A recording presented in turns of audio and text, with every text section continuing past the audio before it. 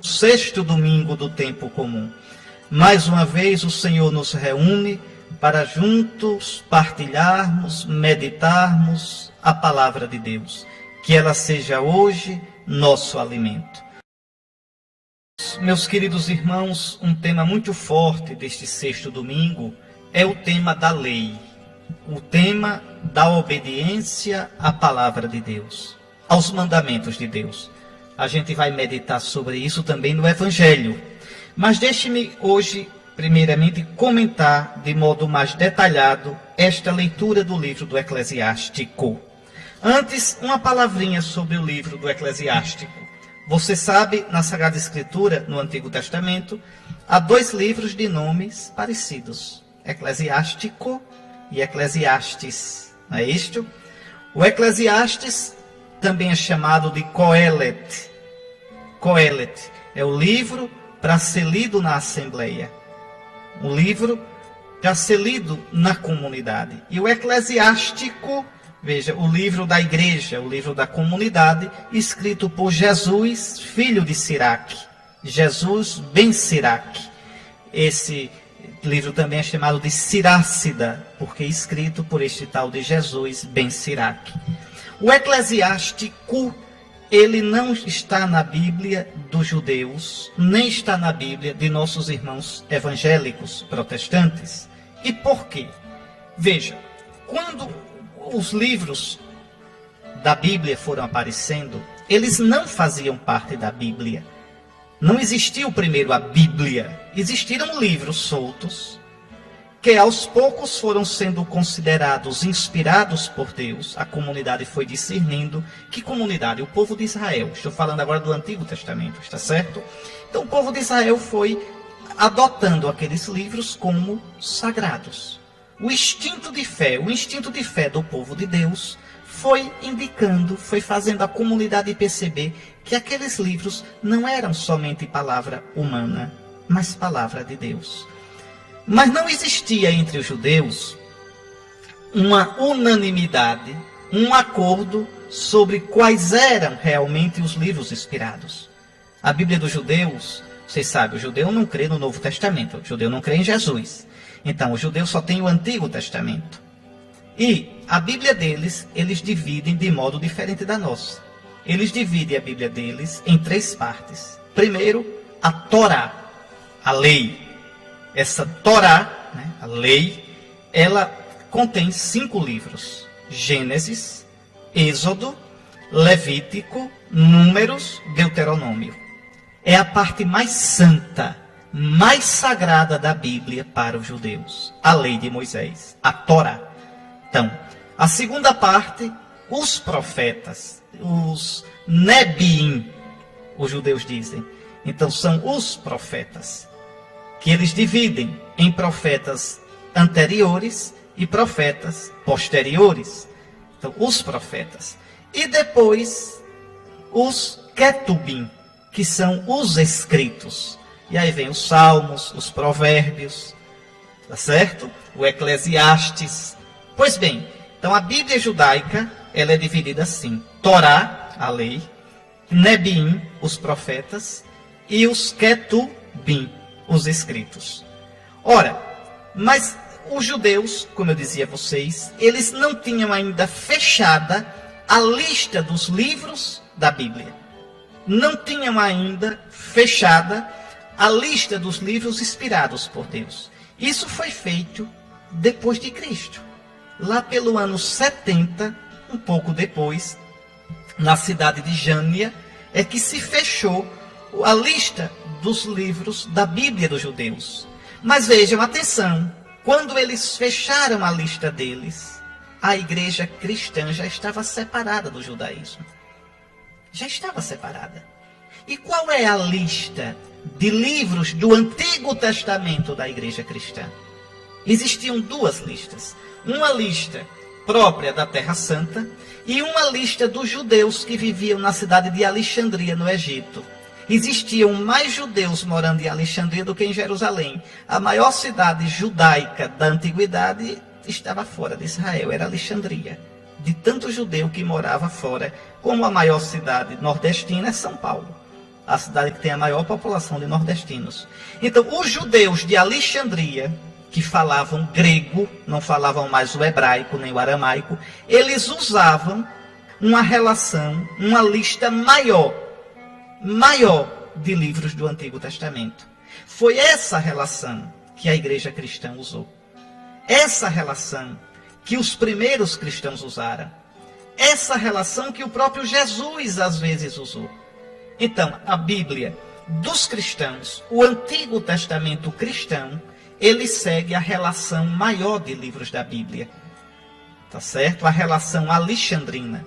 Os judeus, vendo que os cristãos usavam relação maior, para se diferenciarem da gente por pirraça, quando decidiram quais eram os livros inspirados por Deus, eles ficaram com a relação menor. Então a Bíblia dos judeus, o Antigo Testamento dos judeus, tem menos 7 livros do que a nossa relação. Está certo? Porque nós usamos a relação que os judeus usavam, a relação maior.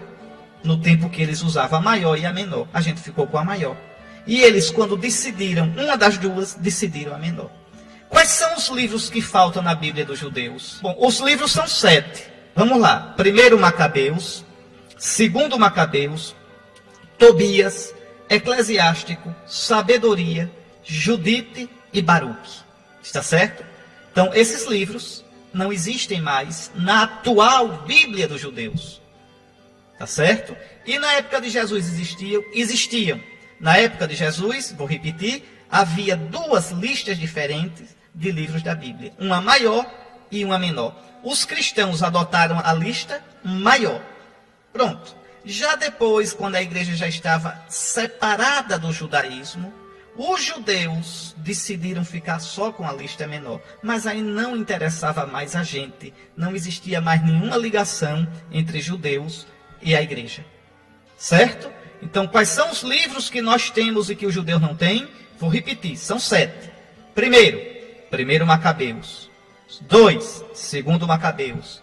3, Tobias. 4, Eclesiástico. 5, Sabedoria. 6, Judite. 7, Baruque. E há também 2 livros que têm uns pedaços que faltam na Bíblia dos judeus. O livro de Daniel e o livro de Esté. Tem pedaços que faltam na Bíblia dos judeus. E a carta de Jeremias. Então, esses pedaços faltam também na Bíblia dos judeus. No século XVI, Lutero, na Reforma Protestante, resolveu, ao invés de seguir a tradição da igreja, os padres da igreja, os santos padres, que foram os primeiros discípulos dos apóstolos e que usaram a Bíblia completa, a lista mais longa do Antigo Testamento, Lutero, de modo arbitrário, resolveu seguir a Bíblia dos judeus. Então a Bíblia dos protestantes é igual. O Antigo Testamento dos protestantes é incompleto. O Antigo Testamento dos protestantes é como o dos judeus. Falta neles 7 livros. 7 livros. Inclusive o livro do Eclesiástico. Então vejam, não foram os católicos que acrescentaram livros ao Antigo Testamento. A Igreja de Cristo sempre usou a lista completa. Se a gente lê os antigos escritores da Igreja, Santo Inácio de Antioquia, São Clemente de Alexandria, São Cirilo, São João Crisóstomo, Santo Atanásio, Santo Hilário de Poitiers, os grandes doutores da Igreja Antiga, eles usam a Bíblia completa. Eles citam esses livros completos. Está certo? Então, o Eclesiástico é palavra de Deus. Infelizmente, falta na Bíblia de nossos irmãos de tradição evangélico-protestante. Mas então, o que é que diz hoje essa leitura? É muito bonita. Se quiseres observar os mandamentos, eles te guardarão.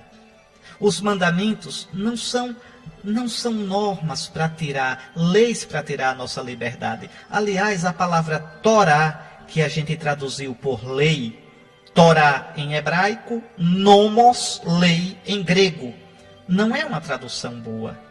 Torá não é simplesmente lei, é mais do que lei. Torá quer dizer orientação, instrução. A Torá é como se Deus, nosso Pai, nos tomasse pela mão, como um pai toma um filho pela mão, e dissesse: meu filho, eu vou lhe mostrar o caminho da vida. Meu filho, olha, siga por aqui para você caminhar bem. Meu filho, evite isso. Escute o seu pai que tem mais experiência. Então, a Torá, a lei, na verdade é isso. Não é simplesmente um monte de normas. Não. Na Torá, Deus abre o seu coração e nos fala da vida. E nos instrui no caminho da vida. Então, se quiseres observar os mandamentos, eles te guardarão. Que coisa bonita. Se tu caminhares nas normas de Deus, e nós como cristãos sabemos que as normas de Deus aparecem sobretudo em Cristo. E na doutrina, na instrução dos apóstolos de Cristo. Então, se tu quiseres observar os mandamentos, eles te guardarão. A tua vida será protegida do erro. Tu te livrarás do passo em falso, de viver uma vida no pecado, na mentira, na ilusão. Viver longe de Deus, viver segundo a cabeça da gente, é viver no pecado. É viver uma vida do erro, de ilusão, de quem constrói a casa da vida, não sobre a rocha que é Cristo, mas sobre a areia. Guarda essa palavra tão bonita do Eclesiástico. Se quiseres observar os mandamentos, eles te guardarão. A gente pode dizer: Senhor, livra-me de caminhar do meu jeito. Livra-me, Senhor, de seguir meus caminhos, porque meus caminhos me levarão à morte. Teu caminho me levará à vida. A tua palavra é vida, Senhor. A tua palavra é luz e é lâmpada para os meus passos. E aí o Eclesiástico diz ainda: se confias em Deus, tu também viverás. Você pode dizer: se eu não confiar, vou morrer? Vou morrer amanhã? Não, não é isso. Não é isso que significa. Quando a Bíblia fala que quem se afasta de Deus morre, não é porque vai ter um ataque cardíaco amanhã. Não é isso. É porque viver de verdade, meu irmão, viver de verdade, minha irmã, não é somente respirar. Não é somente ter um coração batendo. Não é somente ter saúde física. Viver de verdade é viver com sentido. Viver de verdade é viver uma vida plena. Viver de verdade é viver a vida plantando nesse mundo a eternidade. Quem vive assim? Quem vive aberto para o Deus da vida, para aquele que é a nossa vida. Então, se confias em Deus, tu viverás de verdade. Não vive de verdade, não vive na verdade quem vive na ilusão de que é Deus, quem vive na ilusão de querer fazer do seu jeito. Então, se quiseres observar os mandamentos, eles te guardarão de tantas ilusões, de tantos erros. Se confias em Deus, tu viverás de verdade. Diante de ti, Deus colocou o fogo e a água. Para o que quiseres, tu podes estender a mão. Diante do homem estão a vida e a morte, o bem e o mal. Ele receberá aquilo que preferir. Não dá para a gente te dizer assim, viu? Ah, mas todo mundo faz, eu faço também. Não, não. Diante de ti, meu irmão, a cada dia, diante de ti, meu irmão, em cada coisa, tu deves escolher o bem ou o mal. Tu deves escolher viver na vontade de Deus ou fazer do teu jeito. Agora, cada vez que tu fizeres a vontade de Deus, tu viverás. Tu serás mais dono de ti. Tu serás mais livre. Tu terás o coração integrado, pacificado. Cada vez que tu viveres longe do teu Deus, tu terás o coração quebrado e ferido. Na Sagrada Escritura, sobretudo no Antigo Testamento, aparece muito esse tema, o tema dos dois caminhos, o caminho da vida e o caminho da morte, o caminho da bênção e o caminho da maldição. Várias vezes Deus diz: eis que eu coloco diante de ti a bênção e a maldição, a vida e a morte. Escolhe, pois, a vida para que vivas. Escolhe a vida quem escolhe Deus. Escolhe a vida quem caminha com o Senhor de todo o coração. Pegue a sua Bíblia e olhe o Salmo 1, o Salmo 1.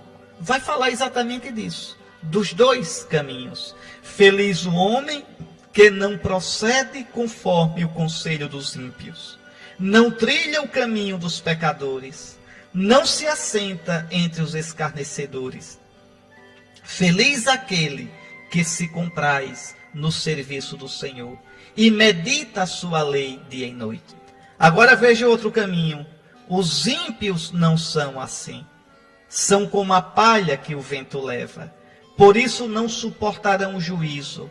Não permanecerão os pecadores na assembleia dos justos. Então, dois caminhos. O caminho da bênção, o caminho da vida, o caminho da felicidade, o caminho de uma vida verdadeira, que é o caminho daquele que vai, daquele que progride na lei do Senhor, na instrução do Senhor.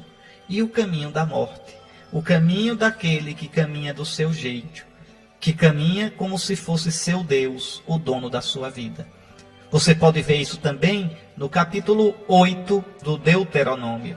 Deus coloca diante do povo a bênção e a maldição. Coloca a vida e a morte. Então, isso que Deus coloca para Israel, Deus coloca para nós sempre. Deus coloca para cada um de nós. Eu coloco diante de ti a vida e a morte. Eu coloco diante de ti a bênção e a maldição. Escolhe a vida para que tu vivas. Bom, continuemos ainda um pouco com o Eclesiástico. Então, diante do homem estão a vida e a morte, o bem e o mal. Eu não posso me esconder. A gente vive num mundo pagão. Você olha os programas de televisão, você olha as ideias que são veiculadas, você olha o conteúdo das músicas, você olha o que as novelas ensinam, são um caminho de morte. É o homem que hoje se julga Deus. É o homem que hoje pensa que pode fazer do seu jeito. Mas nós não somos pagãos.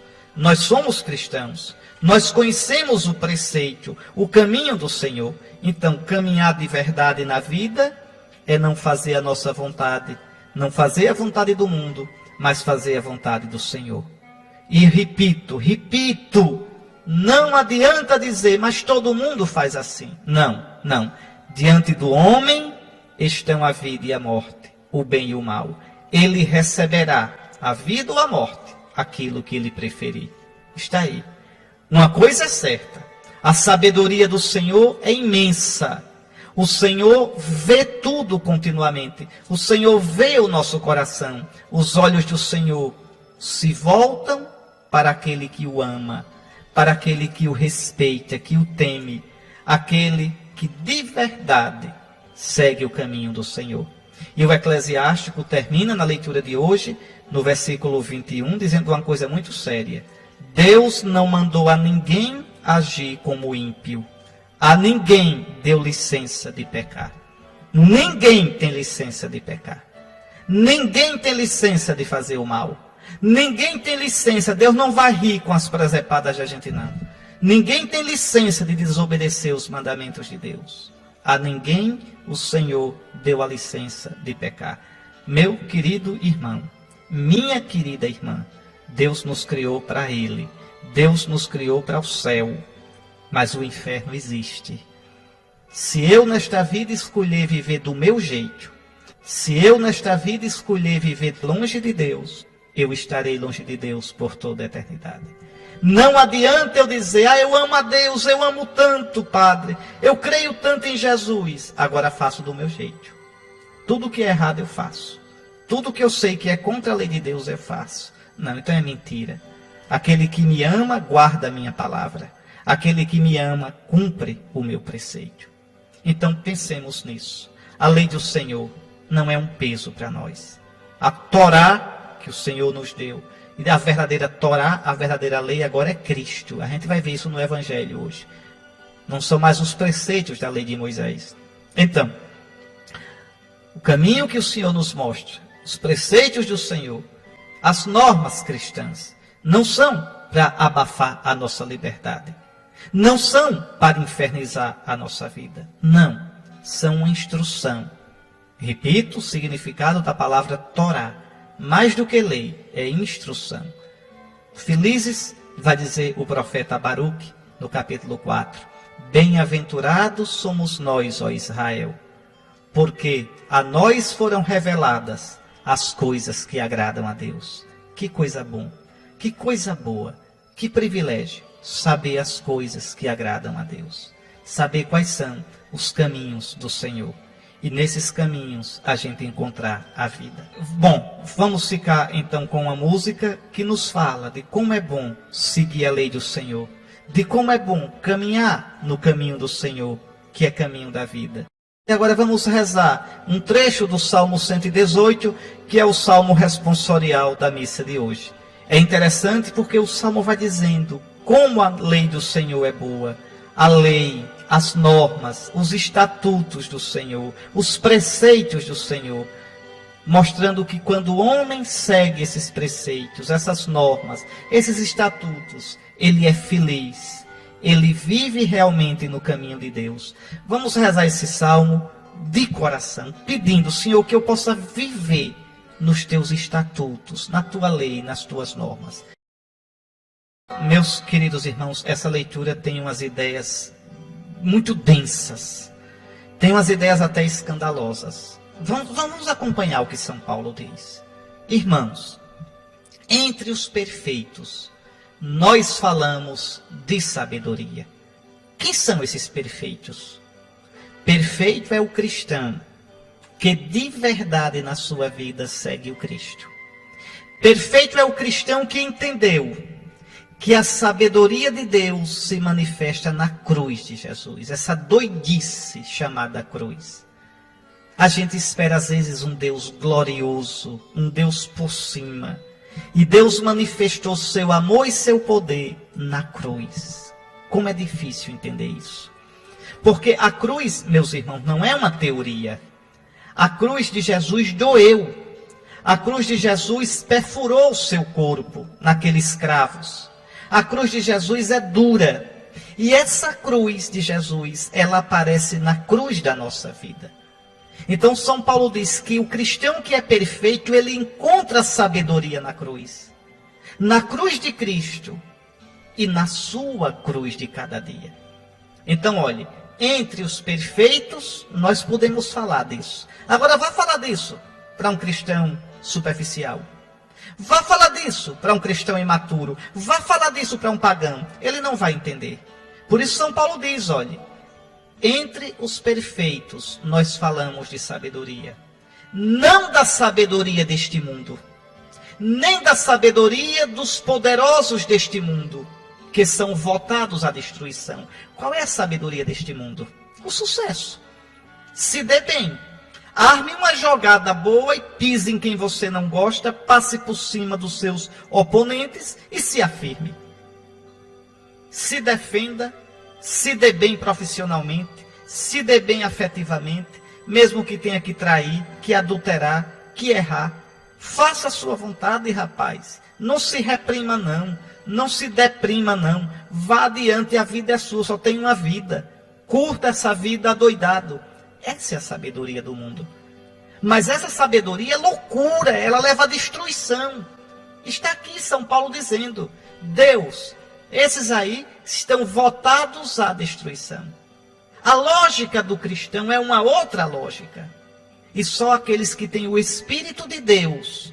Por isso São Paulo vai terminar falando do Espírito. A nós Deus revelou essa sabedoria através do Espírito. Só o homem espiritual, só o homem guiado pelo Espírito pode entender isso. São Paulo vai dizer na outra passagem, meus irmãos, nós falamos de coisas espirituais para os espirituais. Só o homem guiado pelo Espírito, só o homem na doçura do Espírito de Cristo, pode compreender e apreciar e admirar a lógica de Deus que passa pela cruz. Eu repito, viu, meu querido irmão? Viu, minha querida irmã? Eu repito, a cruz não é uma teoria. A cruz que você tem na parede do seu quarto, na sua sala, essa cruz lembra que a salvação veio pela cruz. E essa cruz está na sua vida. Desde o seu batismo, você pode dizer: estou crucificado com Cristo. Você que comunga na Eucaristia, no corpo e sangue do Cristo morto e ressuscitado, você deve saber que está unido a Ele, a Jesus. Então, a sabedoria da cruz, ela deve ser vivida na sua vida. É diferente da sabedoria do mundo. Olhe como São Paulo diz: nenhum dos poderosos deste mundo conheceu essa sabedoria. Qual é a sabedoria da televisão, hein? Qual é a sabedoria das músicas que vocês ouvem? É a sabedoria do mundo. Sábio para o mundo é quem se dá bem. Sábio para o mundo é o sabido. É o sabichão. É aquele que levou a melhor. Às vezes pisando, às vezes roubando. Às vezes sem nem pisar nem roubar. Às vezes até um homem honesto. Mas ele é um homem que pensa como o mundo. Que julga, que avalia como o mundo. Ora, não é essa a sabedoria que vem de Deus. A sabedoria de Deus tem uma outra lógica. Aí veja como São Paulo diz: nenhum dos poderosos deste mundo conheceu essa sabedoria, pois se a tivessem conhecido, não teriam crucificado o Senhor da glória. Está vendo? A lógica de Deus passa pela cruz. Como para o mundo a cruz é doidice, como para o mundo a cruz é fracasso, como para o mundo a cruz é besteira, a sabedoria do mundo crucificou a sabedoria de Deus. A sabedoria de Deus é Jesus crucificado. São Paulo vai dizer também aos coríntios: os gregos pedem sabedoria, os judeus pedem sinais, nós anunciamos Cristo crucificado. Loucura para os judeus, tolice, maluquice para o mundo, para os gregos. Mas para nós que conhecemos o Cristo crucificado, para nós que temos o Espírito de Cristo crucificado, nós vemos nessa cruz o poder de Deus e a sabedoria de Deus. Eita, meu irmão, será que você está disposto? E eu me pergunto, eu mesmo estou disposto a cada dia a caminhar segundo a sabedoria da cruz do Senhor, que não é aquela da minha vontade, que não é aquela dos meus critérios. Eu estou disposto de verdade a isso. Então, Cristo crucificado. E São Paulo diz: como está escrito, o que Deus preparou para os que o amam, para nós cristãos, é algo que os olhos não viram, nem os ouvidos ouviram, nem o coração jamais pressentiu. Deus preparou essa grandeza que eu, participando da cruz de Cristo, nas cruzes da minha vida, que eu nas cruzes da minha vida, não traindo o Senhor, mas de verdade guardando os mandamentos, como disse o eclesiástico na primeira leitura, eu participe também da glória de Cristo no céu. E Deus já nos deu esse gostinho, já nos deu experimentar isso, pelo Espírito Santo que foi dado a nós. É verdade. Eu certa vez conversando com um rapaz que deixou tudo para seguir Jesus. Ele é membro de uma dessas comunidades de vida. Coitado, bem pobrezinho. E ele tão alegre, tão feliz, tão feliz. Mas por quê? Porque experimenta Jesus. E por que ele experimenta a doçura de Jesus? Porque teve a coragem de entrar na dinâmica, de entrar no caminho da sabedoria da cruz e não na sabedoria do mundo. Quanta gente que está numa cama de hospital, numa cadeira de rodas, doente ou maltratado, sozinho, abandonado, e é feliz porque tem Jesus. Porque entendeu que o caminho da cruz é um caminho de união com Cristo. E descobriu aí a sabedoria verdadeira. Pois bem, meus queridos irmãos, a felicidade não está em fazer a nossa vontade, mas a do Senhor. Não está em fazer sucesso, mas está em ser fiel a Cristo. É isso que São Paulo está dizendo nesta segunda leitura de hoje. Pensemos nessas coisas e peçamos ao nosso Senhor o amor e a sabedoria da cruz. Como aquela oração tão bonita do senador americano católico, o irmão do presidente John Kennedy, né, Robert Kennedy, que morreu assassinado. Os dois morreram assassinados. O John Kennedy, presidente, e depois o senador Robert Kennedy. E encontraram no bolso dele uma oração. E a oração dizia isso: Senhor, dá-me a sabedoria verdadeira, a sabedoria da cruz. Não daquela cruz que pode satisfazer o meu amor próprio, mas daquela cruz vulgar que eu carrego com repugnância, o cansaço, as indisposições, as calúnias. Essa sabedoria de levar essa cruz unido a Cristo. A gente não ama a cruz pela cruz. A gente ama a cruz porque nela a gente encontra o Cristo. Porque nela a gente participa da paixão do Senhor em benefício do mundo e da igreja. Como São Paulo que dizia: eu completo na minha carne o que faltou da paixão de Cristo. E faltou alguma coisa da paixão de Cristo? Não. Como merecimento, não. Mas existencialmente faltará sempre. Por quê? Porque o que Cristo sofreu é diferente do que eu sofro. Cristo não teve doente de cama. Cristo não morreu de tuberculose ou de AIDS. Cristo não morreu de um tiro. Não. Então eu, como cristão, completo com as minhas experiências de dor, eu completo, eu enriqueço. Não o mérito, não o valor, mas é Cristo que está sofrendo em mim, porque eu sou membro do corpo de Cristo, eu sou membro da igreja, eu fui batizado no Espírito de Cristo. Então já não sou eu quem vive, é Cristo que vive em mim. Já não sou eu quem sofre, é Cristo que sofre em mim. Quando a gente enfrenta os sofrimentos da vida, meus irmãos, com essa certeza, com essa mentalidade, com essa convicção, o sofrimento se torna bendito. A gente não ama o sofrimento pelo sofrimento, a cruz pela cruz, mas se torna um caminho de união com o Senhor. Está aí, meus irmãos, um evangelho que não é fácil. E que a gente pode resumir numa frase. A primeira frase aí do evangelho de hoje. Todo o resto é explicação. E a primeira frase é tremenda. Eu vos digo. A quem? Digo aos cristãos. Digo aos meus discípulos. Se a vossa justiça, quer dizer, se a vossa prática religiosa, atenção, justiça aqui é a prática religiosa. O justo é o piedoso. O justo é o que cumpre os preceitos de Deus. Lembre que o eclesiástico começou dizendo, não é? Que a gente não tem licença para pecar e que se a gente guardar os preceitos de Deus, os preceitos de Deus nos guardarão. Era isso que os judeus piedosos procuravam fazer. Sobretudo os fariseus. Os fariseus eram rigorosíssimos no cumprimento da lei, dos preceitos. Pois Jesus diz, olha, repare só, se a vossa justiça, se o vosso cumprimento da lei não for maior que a justiça dos escribas e dos fariseus, vós não entrareis no reino dos céus. Aí é de matar. Porque os fariseus cumpriam a lei à risca. À risca. Os escribas fariseus eram detalhistas. Ainda hoje eles ensinaram isso e ainda hoje o povo de Israel cumpre. Por exemplo, no sábado eles não fazem fogo.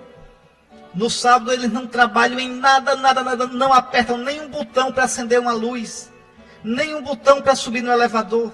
É tudo automático para eles não fazerem isso, para cumprirem a lei radicalmente. E Jesus diz, se o vosso cumprimento da lei não ultrapassar, não for maior do que dos escribas e fariseus, não entrareis no reino dos céus.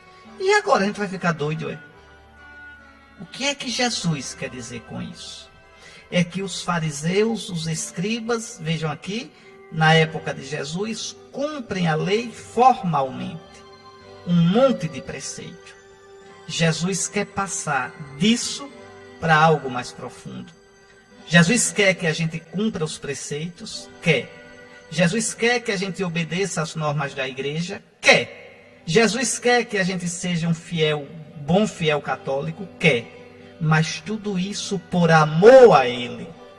Tudo isso com o coração também, e não só exteriormente. É nisso que a justiça do cristão, quer dizer, que a prática da lei para o cristão tem que ultrapassar a dos escribas e fariseus. Não adianta ir à missa só por ir. Fazer uma peregrinação só por fazer.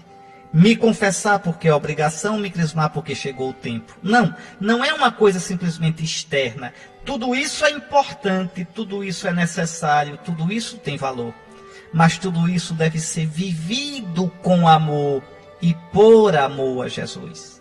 Por isso Jesus diz, se a vossa justiça, se o vosso modo de viver a religião, se o vosso modo de cumprir os preceitos do Senhor não ultrapassar, não for maior que a justiça, que o modo dos escribas e fariseus, não entrareis no reino dos céus. Então a gente deve ultrapassar o modo de cumprir a justiça dos fariseus e dos escribas, não é aumentando os preceitos, não é tornando os preceitos mais rígidos, mas é fazendo aquilo, vivendo aquilo com o coração, vivendo aquilo com sinceridade. Aí, hoje no Evangelho, Jesus dá 1, 2, 3 exemplos. Por exemplo, vós ouvistes o que foi dito aos antigos, lá na Torá, não matarás. Quem matar será condenado pelo tribunal. Aí olha como Jesus vai do exterior para o interior. Eu, porém, vos digo, todo aquele que se enraiveceu com seu irmão já é réu de juízo. Claro que aqui não é uma raiva simplesmente da hora, mas é alimentar a raiva. É alimentar o ódio, o rancor, é planejar. É aquela vingança que a gente come fria, como se diz. Quem fizer isso já é assassino. Aquele que diz assim, para mim esse aí está morto, não quero mais saber dele, não lhe dirijo mais a palavra. Esse já matou o irmão. Então veja, Jesus passa simplesmente da coisa externa para a atitude interna. Vós ouvistes, segundo exemplo, vós ouvistes o que foi dito, não cometerás adultério. Ótimo, isso é verdade. Eu, porém, vos digo, todo aquele que olhar para uma mulher, ou para um homem, não é? Com o desejo de possuí-la, de possuí-lo, já cometeu adultério no seu coração. Claro que não é simplesmente olhar e achar a mulher bonita. Não é simplesmente olhar e achar o homem bonito. Não é só isso.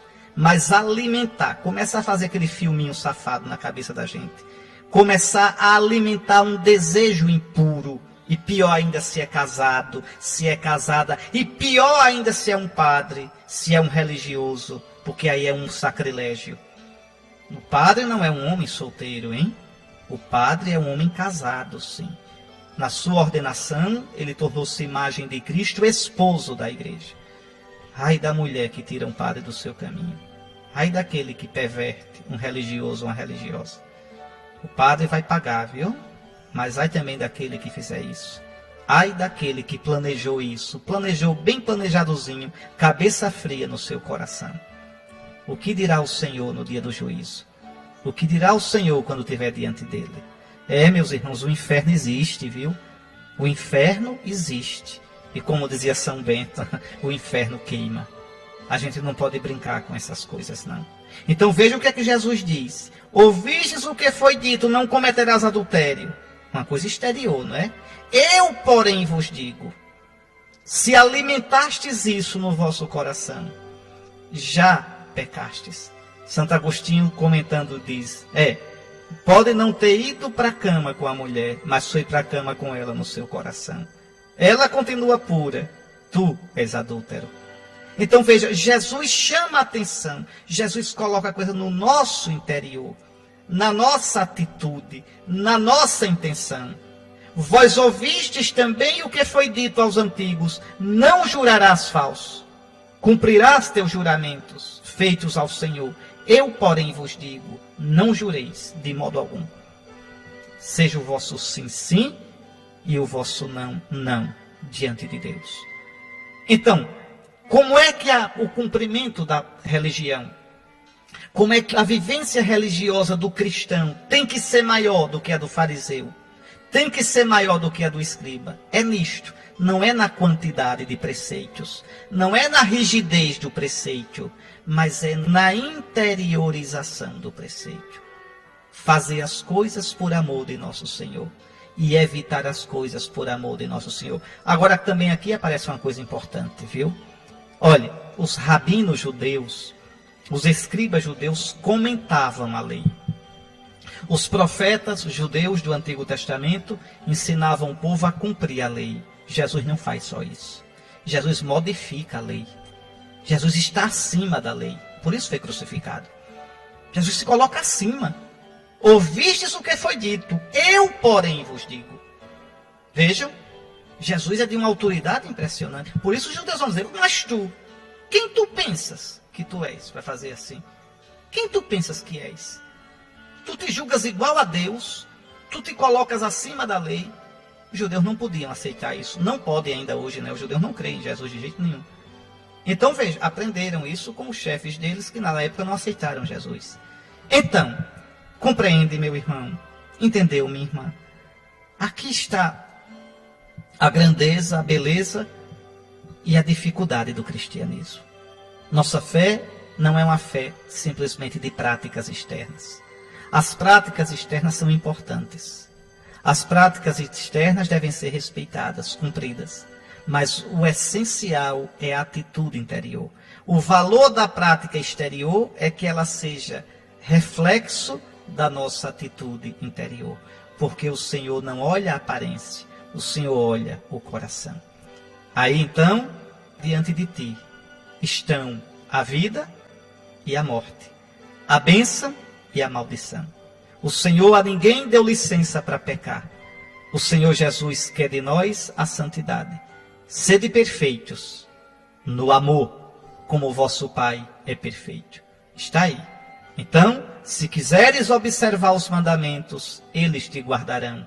Se confias em Deus, tu também viverás. É essa a mensagem belíssima e difícil, comprometedora, profunda, desafiante deste 6º domingo do tempo comum.